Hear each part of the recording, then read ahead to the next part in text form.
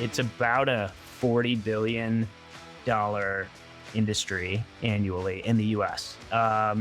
And so that includes, general commercial printing, direct mail, small format, general commercial prints, promotional products, and then wide format as well. So that's sort of like how I think about the market, but it's also super fragmented. So I think that that's like, the other thing that people are kind of always looking for, these fragmented industries. And then they kind of overlook that when it comes to print because there's this sort of reflexive reaction that, oh, print's dying. I mean, that was my reaction when I first got introduced to the business that I ultimately bought, was that like nobody prints anything anymore. I want to nerd out about those different segments. Before I do, by quick way of introduction, Connor is the owner of the Print Authority.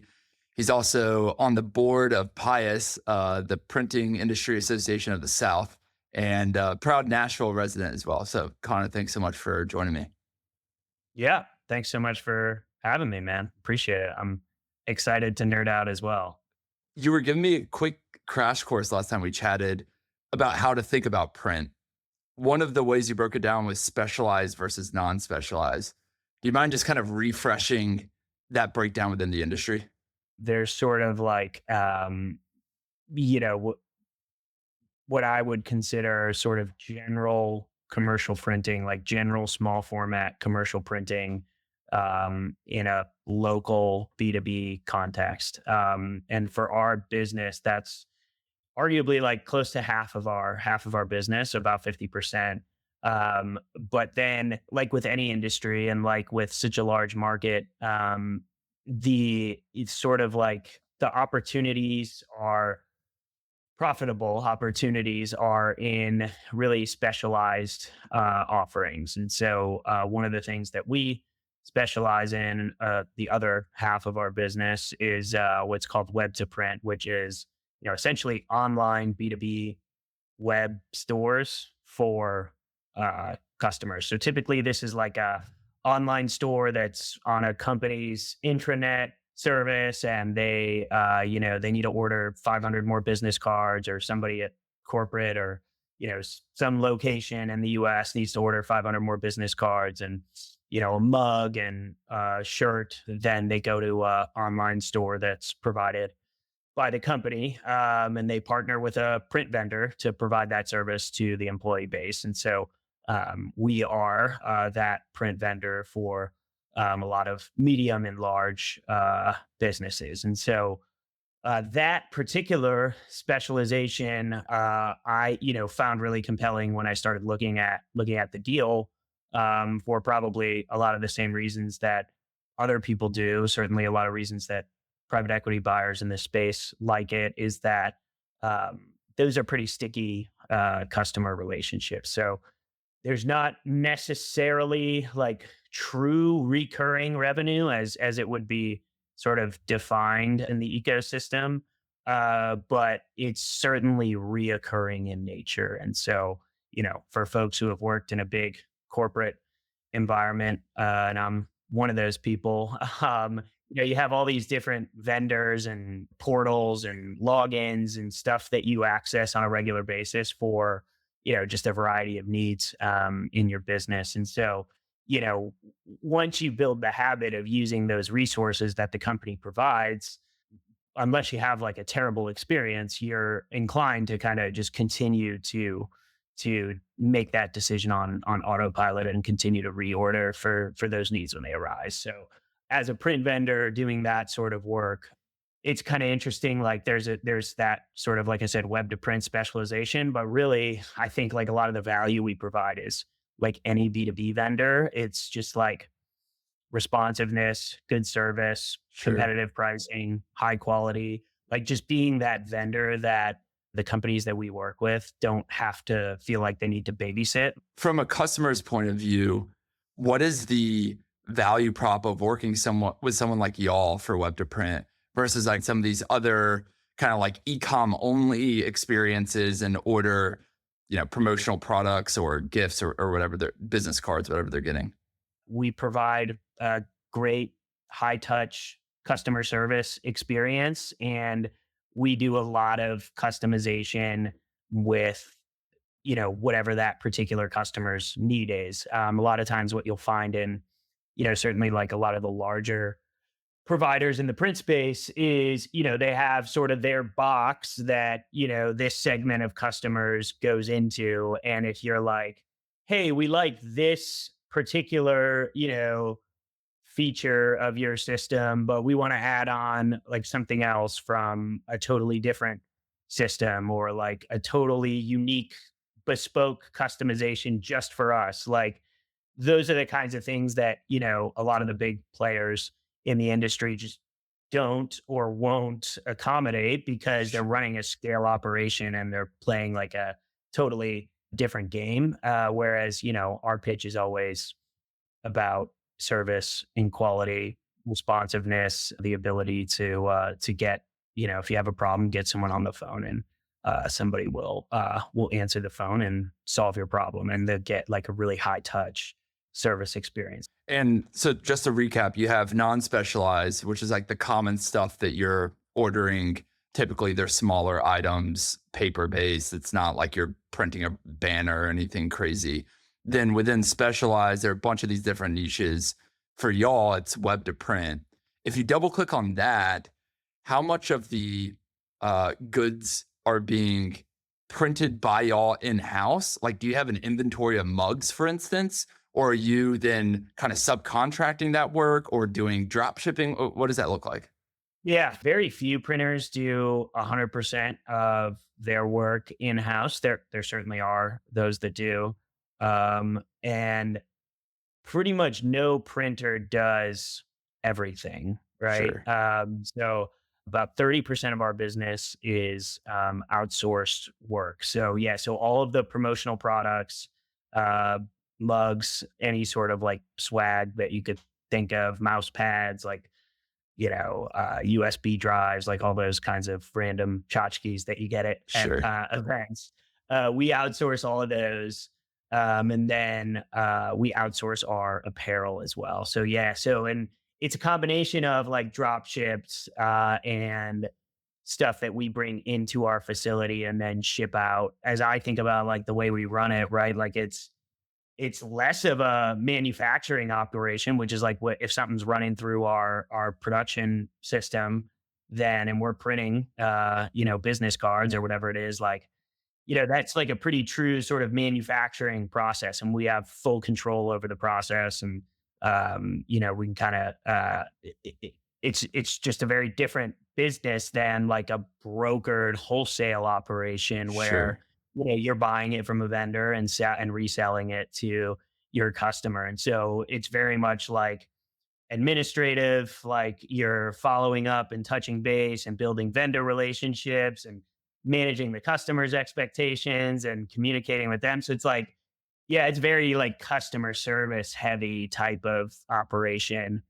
Whereas production is, if we're manufacturing it, then it's, it's less on the customer service side of the yeah, I guess the workload, I guess, is sure. is less on the service side.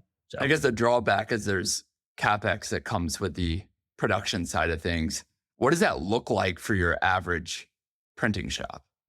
there's really like two fundamental technologies to produce a printed piece. There's offset printing, which is like your old school printing press where you're making a plate, you're burning an image onto a plate, and then you're setting up the plate on the press, and then you're running ink through the press, and then ink is transferred from the rollers onto a blanket that transfers the image to the paper. Whereas digital is the other sort of big and growing and sort of like where the industry has gone over the years, more and more digital. That production process is like a industrial sized version of the printer that you have on your desk at home. It's heat sealing toner to a piece of paper via electrostatic charges. Just much bigger than the one you have Sure. on your desk, right? But and much more complicated with a lot more features. But it's the same fundamental process. And so what that enables is it enables more customization and more speed, but it's less efficient from a cost standpoint when you're doing long runs. So Okay. there's quite a bit of setup involved, but if you're running 50,000 pieces, like it's your per piece cost, like by the time you get into the 2,500 piece count and beyond, like you're going to be saving a lot of money. But digital, on the other hand, is much more effective for sort of like where the industry's gone, which is, I don't need 50,000 brochures. I need 500 brochures for this event that's coming up, and I need them by Friday. Right. And it's like that is much more conducive to, being able to send a digital file to a press and then just, print the digital file. But all that like very long-winded setup to say like with offset, you have like a lot of what I would consider to be like true CapEx spend, which is like, you got to maintain those pieces of equipment. The parts are expensive, the service is expensive. Hard to find like people who can service those machines. It's hard to find like parts for those machines. They last a lot longer, but they're also like more complicated and capital intensive to both deploy and to service. And digital, they're certainly not cheap, but typically the way those arrangements are, you have what's called a click charge. Like the printer pays a click charge to the manufacturer or dealer who sells the equipment. So you pay for it, you pay for the digital device and you can finance it or you can lease it. But then for all the parts and service and toner, that's all included in what's called a click charge. So it is like It's almost like a an little bit MRI more. in a Yeah, hospital. it's more it's just like more. It's not that it's not capital intensive, but it's more like sort of, I guess, mappable, if you will, in terms Yeah. of the ability to sort of like know what that spend is going to be and manage it appropriately. But again, you got to replace those devices like every 5 to 7 years because they're plastic. They're not made out of like industrial grade parts. Did y'all have both? Yeah, we when I bought the business, we had offset and digital, and now we're in house anyway, all digital. And when you think about the whole buy versus build question, is it largely the expertise that you're buying insofar as like the employees that know how to run the offset machine or know how to do the wide format printing? Or is it the customers that you're having some amount of kind of reoccurring needs arising? Yeah, I mean, I think from a buy versus build standpoint, I think like one of the things that's interesting in the printing business is like I think fundamentally like you're buying like the relationships and the customers really, right? Like you're kind of underwriting the quality of the customers and the quality of the nature of the work and sort of your ability to build upon that. So as I think about like sort of if I were to walk away from this business and go start a print shop from scratch, my biggest challenge would be getting like the flywheel of sales going, right? Like Sure. getting that book of business that's the right kind of business, that's repeat, that's, good accounts and sizable spend and all those things. On the quality of revenue or quality of account, do you mind just double clicking on like what is great versus not so great in terms of Yeah. customer type out there? Yeah. We're primarily a B2B, almost exclusively B2B print vendor. So I would say like on this end of the spectrum of like, I always use this example. I feel bad, but like weddings are like a great example of like something that is, I I would feel say like is like every vendor says this. low Like, low quality work for us, right? Like so, and there's a couple of reasons for that. Like typically, the customer's like pretty demanding, right, and understandably so. People spend a lot more than they probably want to on print for their wedding, but it's like a pretty small piece of the total spend. Like depending on how nuts you go with the invitations and stuff, you're looking at like anywhere from like $500 to $1,500. Like if you really go crazy. Our average order value is like 400. So most weddings are like a couple $100 type of thing. So it's like yeah. usually demanding customer for a small order. And then the other thing is it's one time. Like they're, Right. presumably not, there's no wedding coming next year, right? Right. Hopefully. Yeah. Um, so great accounts. And we actually call these golden ball leads. This is the previous owner used to call them this. Um, so I've kept that terminology. But if it's like a multi-location brand that is Sure. looking for an outsource, typically like a franchise, and they're looking for an outsourced provider of print. We do a lot of that work already, so we're like set up for it. It's typically they're looking for like a web portal relationship, so you're going to get potentially that sticky revenue. It's multiple locations, so a lot of times we'll get work for multi-location or like outsourced marketing companies that they need like kitting and fulfillment work. So they need to put together like all these different kits with, maybe print and promo products in there that they're shipping out to like several hundred locations at a time, right? Like Sure. that is not a job that you you usually need professionals to do that, right? Yeah. And so, those are typically not jobs that you can just manage yourself.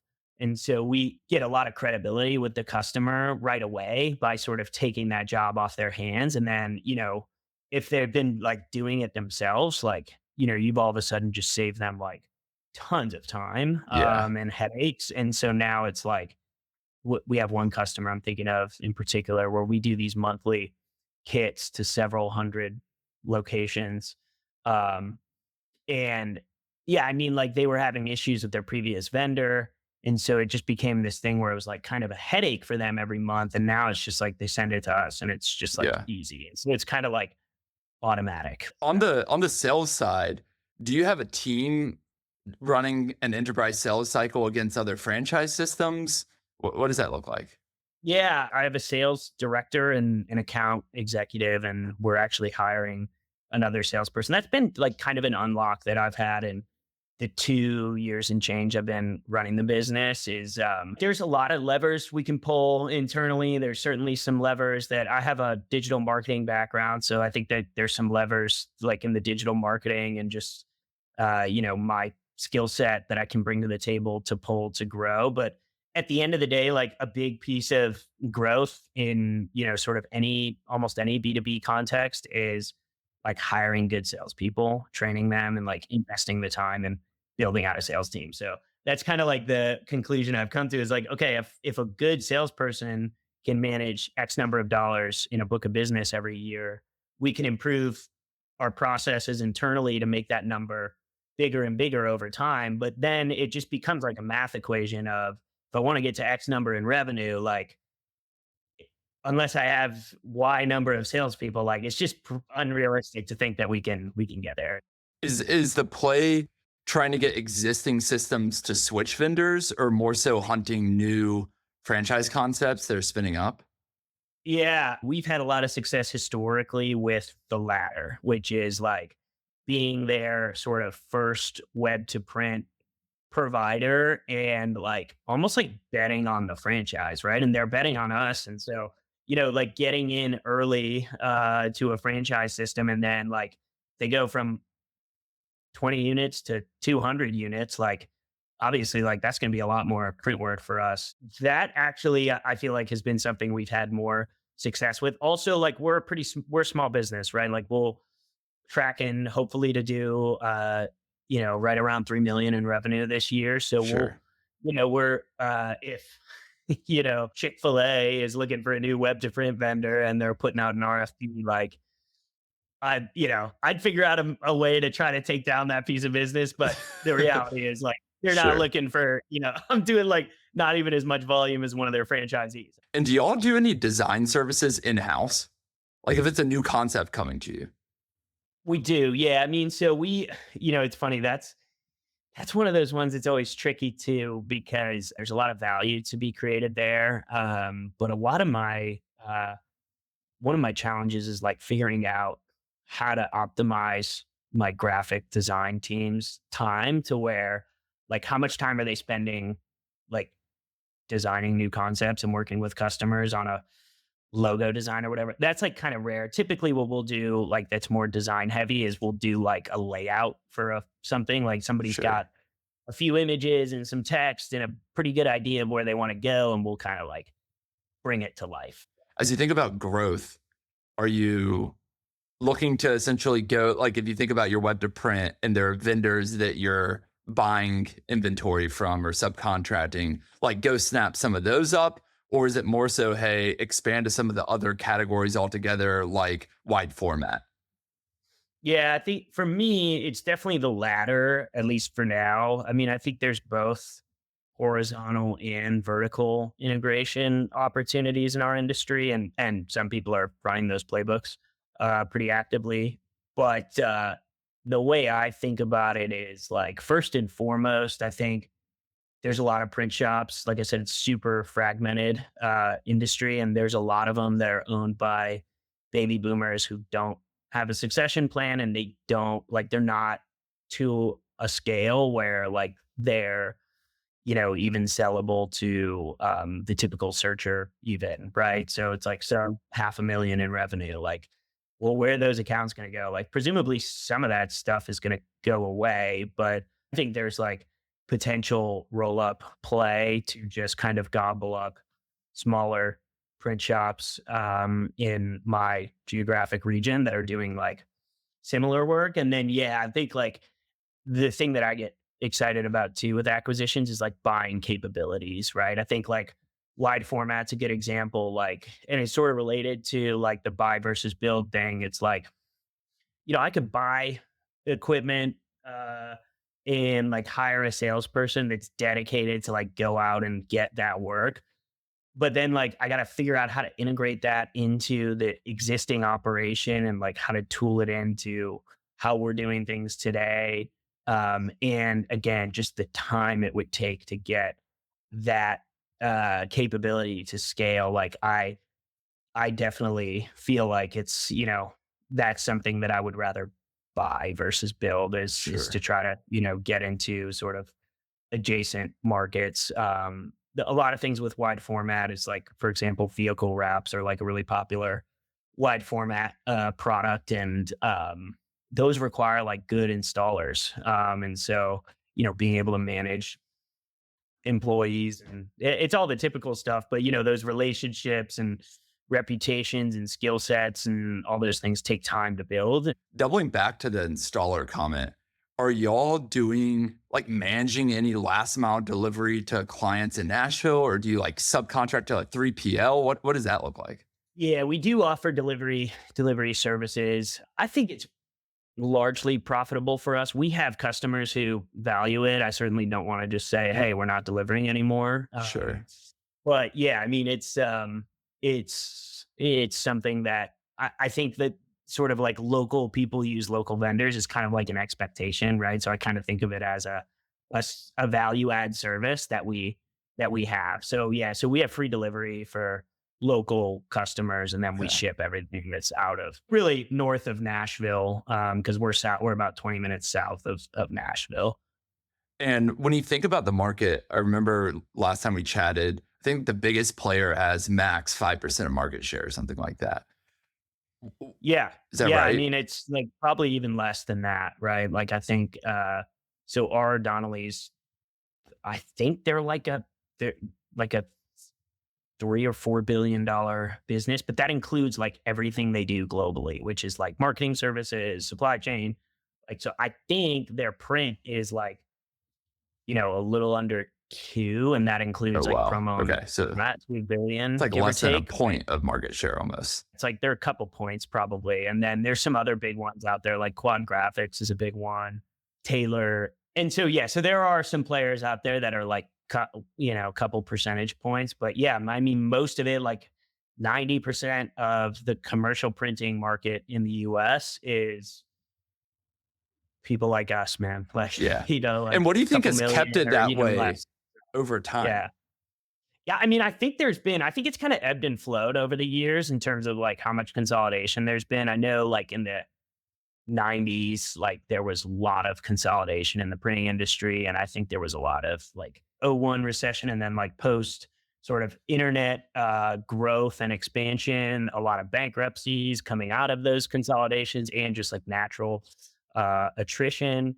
And then I think there was like more consolidation. I think it kind of slowed back down. So I think it's just like, I think what you're left with is like this battlefield of like these local like service providers who have been around for a long time, and their pitch has always been like, we're a local small business and we provide like high quality and good service. And so a lot of the like big names have kind of come and gone, whereas that like local small business, local print shop kind of has stayed around, and they've just like that's what's left on the battlefield, Yeah. I guess. It's like the But yeah, cockroach analogy, you know, yeah, they weather yeah, all the storms. yeah, exactly. And so, yeah, and I think like again, it's totally anecdotal, but I feel like I've seen more activity and just like outreach from like these, all these like email blasts that I get about, from like PE or Yeah. PE adjacent kind of people who are like looking to sell your business. Like I feel like, yeah, I don't know what it's like to be like a HVAC business owner, but I imagine those guys must get hit up Yeah. full. Like it must be Uh, nonstop. And I've certainly seen it, but I would say like I've kind of like noticed an uptick over the last like 6 to 12 months. if you had to summarize your words of wisdom for folks thinking about buying or investing in a commercial printing business, what would you say? I would say the biggest thing that I have uh been like really happy with in terms of what I leaned into and what I feel like I've done, which is like I had a really good relationship with the seller. I have a really good relationship with the seller. Um, and he's just like a really ethical, like good, intelligent person who built a great business. And I really like leaned into that throughout the search process and was like, man, this is like a really smart guy who's like honest and ethical, has done like everything right and has managed to stay profitable and grown like for the last several decades. Like there's something to that. And so I couldn't exactly put my finger on why. So I guess like as I look at acquisition opportunities too, as it relates to print specifically, I think like getting into the weeds on like what they're actually doing, like the type of work they're doing, types of customers they're servicing, how long the customers have been around. So like again, as I said earlier, you're really kind of like underwriting the quality of the customers and the quality of the reliability of the revenue, both from like a customer business performance standpoint and then like reliability of revenue in terms of like the type of work they're doing, like how reoccurring in nature is it? And then like really digging into, a lot of the things that they're printing. Like I think that I always look at some stuff we print for customers and go like, I wonder when they're going to digitize this, right? Like I'm just like, Sure. I'm always thinking about that. Like this could be digital. Like why? I'm like, Right. I got to plan ahead. So I think like thinking about those things too, like is always valuable too, and that's something where people definitely get hesitant, right? Is like they could probably digitize this, but one of the things we found with like stuff that customers could digitize but haven't is like they just like it works and they've tried digital stuff and it just hasn't been well adopted or well received. And so it's like kind of one of those things that they just kind of stick with what's been working. Again, like you got to plan for the fact that they may ultimately digitize it, but I think it's important to kind of really dig under the hood of like what specifically they're doing and for whom and making sure that you feel comfortable with that. And like I feel like at the end of the day, like what tipped the scale for me was like, this is a good business run by a good person that would benefit from my skill set. Thankfully, it's been certainly have had a lot of challenges and a lot of Sure. sleepless nights, but it's overall like I am thrilled with the decision. And yeah, I've got my lingering uneasiness about the industry for sure, as I'm sure a lot of people do. But overall, day to day, it's been totally solid. Yeah. It reminds me of like business cards. Like I feel like 10, 15 years ago, people were trying to build like a digital business card app or widget every other month. Yeah, And like they haven't gone anywhere. dude, we do tons of business cards all the time. So, yeah, I mean, I agree, man. Again, I'm in that world, right? I print business cards, like, and we have business cards, of course, but Right. Right. Right. but yeah, I mean, I tend to agree. Like, I don't see those. Look, are they the future of the economy? No, Sure. but yeah, there's tons. Awesome. Well, Connor, thanks so much for spending some time with me. I learned a lot and this is awesome. Yeah. Thanks for having me, man. Appreciate the opportunity to have these discussions.